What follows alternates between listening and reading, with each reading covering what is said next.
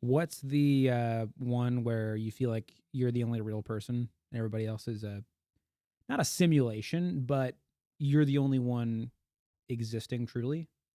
Look it up. Google. Solipsism? Solipsism. What is that? From Latin, alone and self, the philosophical idea that only one's mind is sure to exist. I guess in a way we're all solipsists because we can't. We can make a pretty sound guess that that's not accurate. Right. But Well, the only reason I bring this up is because I have a very, very specific memory of being in junior high or high school, and I went to a very small school, a very small Christian academy.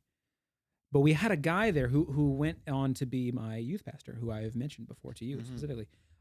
Good guy, very open to challenge religious norms, I would say, in a very healthy way. Um, he brought up the idea of solipsism, basically, to a bunch of like 13-year-olds. And I don't know if what I does a call that 13-year-old do with that? I don't know if I call that necessarily a healthy move, but he told us about this, and he's basically just like, so you're you, right? You're you, and you exist, and you walk around, you have thoughts, right? And then we're like, yeah.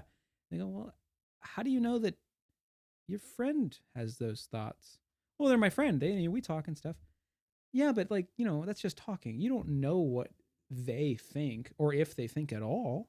Right. And then so another guy in the class was just like, well, I'm thinking is what he said. And then the guy and then the teacher was just like, yeah, but that's what you would say, right? They would just say that.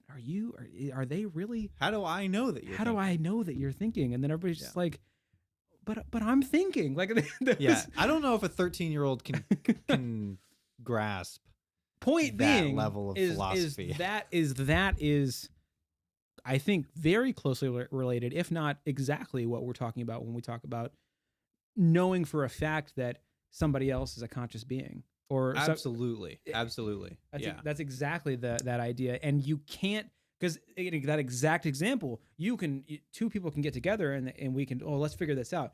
Are you thinking? Yeah, I'm thinking. Well, I'm thinking too. Okay, proven. But you don't know. Yeah, you can't actually prove anything because the brain can do all the things that replicate everything that just happened. But Mhm. the feeling of experiencing it is something separate from that. It's the what it feels like to have your hand chopped off is different from simply the pain of the all the neurons blowing up in your brain and the pain from the nerves and the connections between those. Yeah, that's happening, and the fear and the heart rate and all that stuff, everything would happen no matter what, whether you have consciousness or not. All that stuff would happen, but there is an experience with it. It feels like something that is different from simply those stuff. How do we know? How could we know that that is not just the universal experience? How do we know that any being above a certain level of intelligence feels feelings, understands the feeling of feelings, and has an experience associated?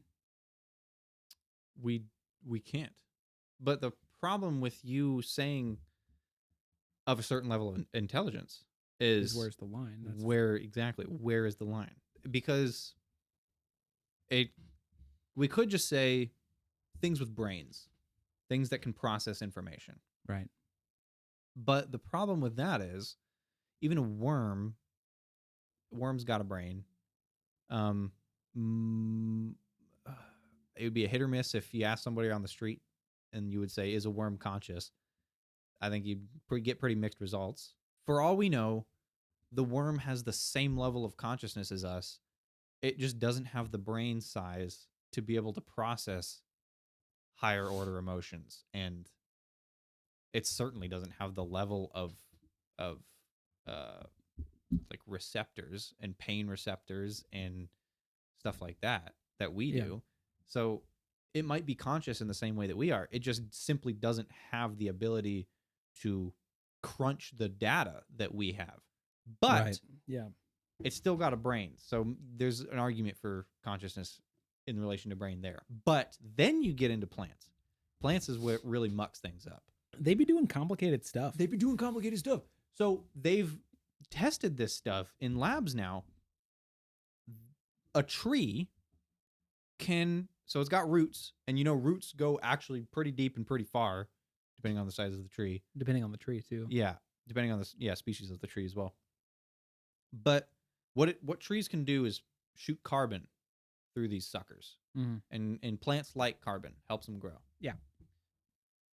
Trees and surrounding plants can pump and do give more carbon to plants that need it more, and more carbon still to plants that came from seeds related to that tree. Nepotism. Nepotism. Yeah, so even plants know who is their family. They know who needs help, right? And this stuff, they don't have a brain. Where's the information processing happening? There is something going on there. And now this is where it probably wouldn't get mixed results, is if you ask somebody on the street, is a plant conscious? The majority answer would be no. Right. But when you say things like that, it's like, well, now I don't know. But it doesn't have a brain. This is really weird. So these plants don't have brains, but somehow there's information processing happening here. Yeah. But there's a parasite plant, parasitic plant motherfricker. And it will, to get in, I can't remember this exactly, but I think what its purpose was to get into the stomachs of animals that ate a certain type of plant. And what it would do is, it looks like a vine, but it can mutate its shape. And somehow it's like a chameleon. It will mutate its shape to be the exact same shape as a plant that it's next to. And it can grow, it can expand itself up to 17 times its normal size to conform to the shape of a plant that it's next to, that this animal eats, so that the animal eats the parasite and parasite gets inside the animal. But it doesn't have eyes. It doesn't have eyes. It doesn't have skin that can feel the air and stuff. Yeah. It doesn't have any of these things, but it knows what the thing it's next to looks like. That's weird. That's so weird. That is so weird. This just goes to show, like, we think we know what happens in this world. Yeah, that just seems like straight up magic. It does. Yeah. It's so weird. We think we know how the world works. We think we know matter and atoms and stuff, and we know a lot, but holy frick, do we still not understand so much about our own world? Yeah. So, like, and it's, who knows if that's consciousness or not. And if a plant's conscious and it doesn't even have a brain, then that just opens up the realm to all matter in general. Now we're in panpsychist territory. Yeah. So, like, maybe they were right all along. maybe they were right all along. The panpsychists are freaking right.